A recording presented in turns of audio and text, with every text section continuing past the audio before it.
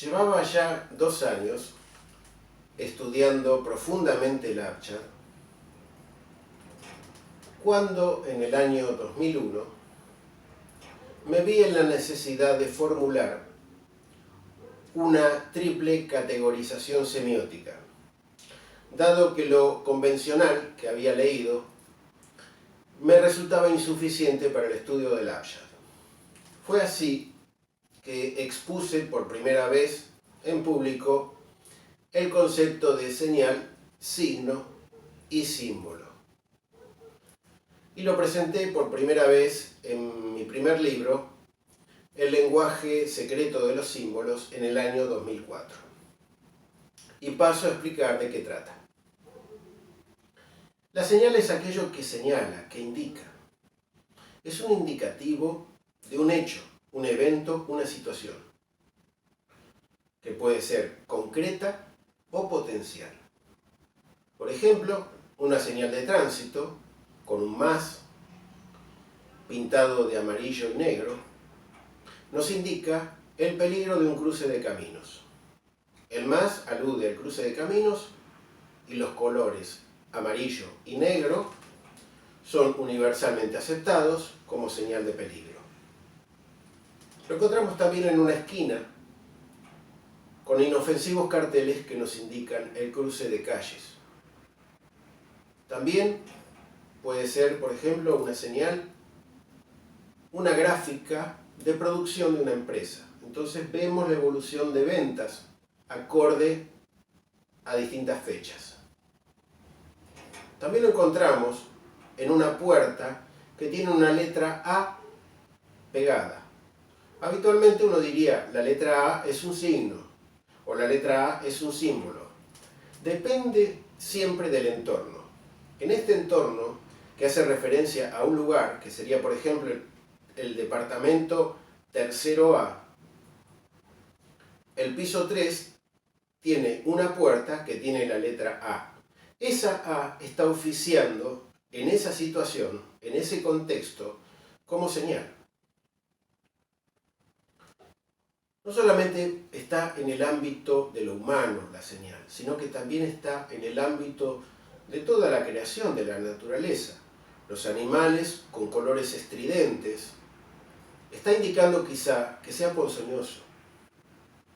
Aquellos animales que se mimetizan con el entorno están dominando las señales de tal modo de no emitir señal. Es por tanto la señal de naturaleza unidimensional, es decir, tiene una sola dimensión. Se acepta o se rechaza, se percibe o no se percibe. Esa es la dimensión de la señal y a eso está acotada. Tenemos un nivel superior de manifestación que corresponde al signo. El signo tiene múltiples interpretaciones y el signo es aquello que significa, que tiene un significado. Puede ser textual o puede ser simplemente virtual, plástico, estético, conductual. No necesariamente tiene que estar escrito. Para Newton la caída de una manzana fue suficiente para comenzar a elaborar fórmulas que expresaran la gravitación universal. Él vio signos en esa manzana. Entonces, tenemos por ejemplo que una expresión algebraica tiene el signo más, pero en estos casos es un signo, ya no es una señal como era antes. Para un algebrista, el signo más será un signo. Para un niño que estudia en la escuela, que apenas está aprendiendo a sumar, ese signo más es una señal. Sume esto más lo otro y suma. Es una indicación.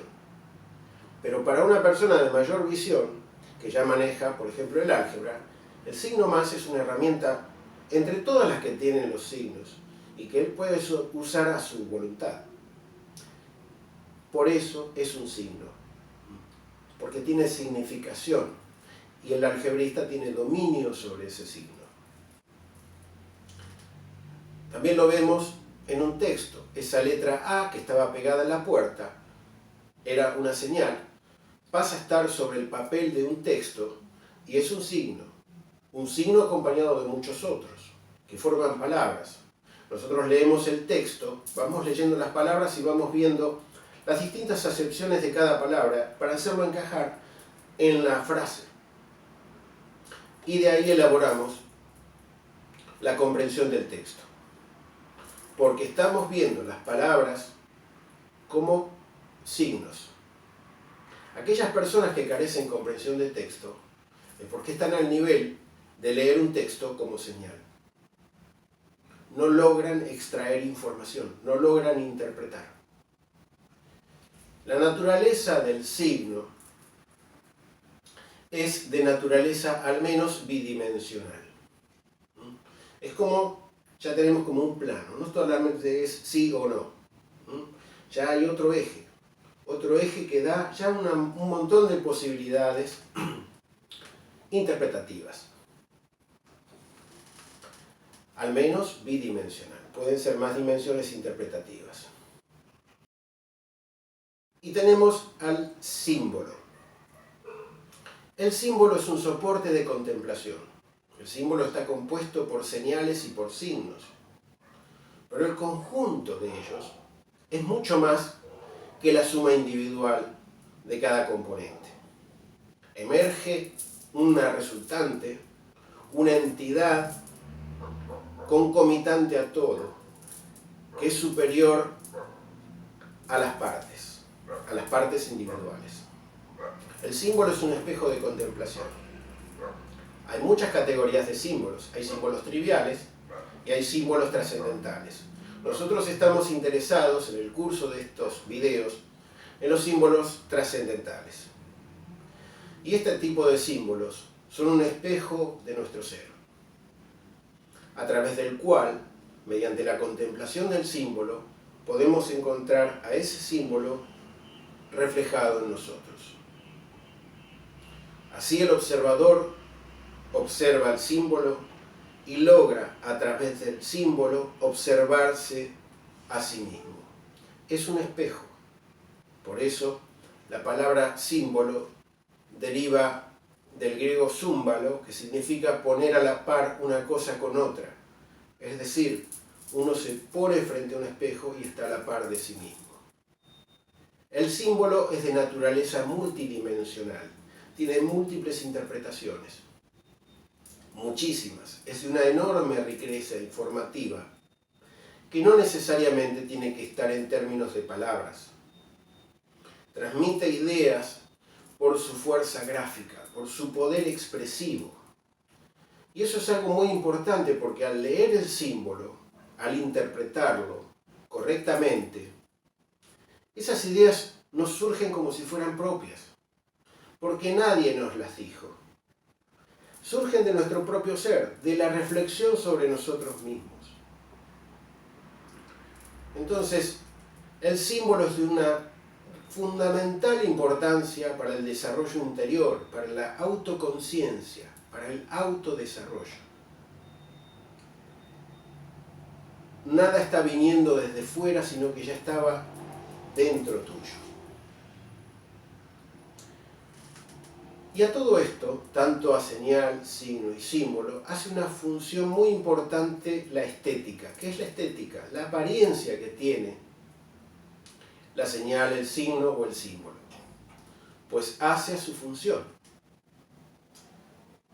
En un cartel de la calle era una señal, porque tenía una estética determinada. Tiene otra estética si está inserta en una ecuación matemática, y tiene otra estética si está como símbolo, ese más, por ejemplo, en una cruz masónica. Son símbolos, son significaciones, son señales diferentes, que está en el interpretante, en el observador, colocar la información en el lugar que le corresponde. Así que el proceso cognitivo consta de 3 etapas. Tenemos lo real, que es X, S, que es el símbolo, y O, que es el observador. Así, lo real manifiesta el símbolo y lo manifiesta en distintos grados de interpretación. Distintas facetas, distintas dimensiones, distintas interpretaciones acorde a la capacidad del observador. Porque X es consciente. Entonces el observador contempla el símbolo, pero quizás no ha sido provisto por su entorno de las herramientas necesarias para interpretarlo. El contexto no le proveyó de los elementos interpretativos. No está nutrido de él. Entonces, el observador, en ese caso, necesita una segunda columna de símbolos que oficiarán de intérprete. Es un traductor, un intérprete entre lo simbólico y el observador. Yo estoy hablando con ustedes, estoy explicándole acerca de los símbolos y estoy oficiando de intérprete. Esa es mi situación. Si pudieran ver los símbolos directamente, no necesitarían de mis explicaciones. Cuantos más columnas tenga, mayor será la distancia real del símbolo. Es importante, por lo tanto, mantener la cantidad de columnas lo más reducida posible.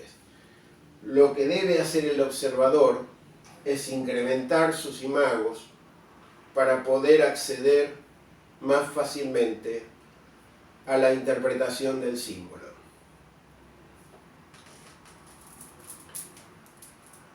Muchas gracias por venir, los espero en el próximo capítulo.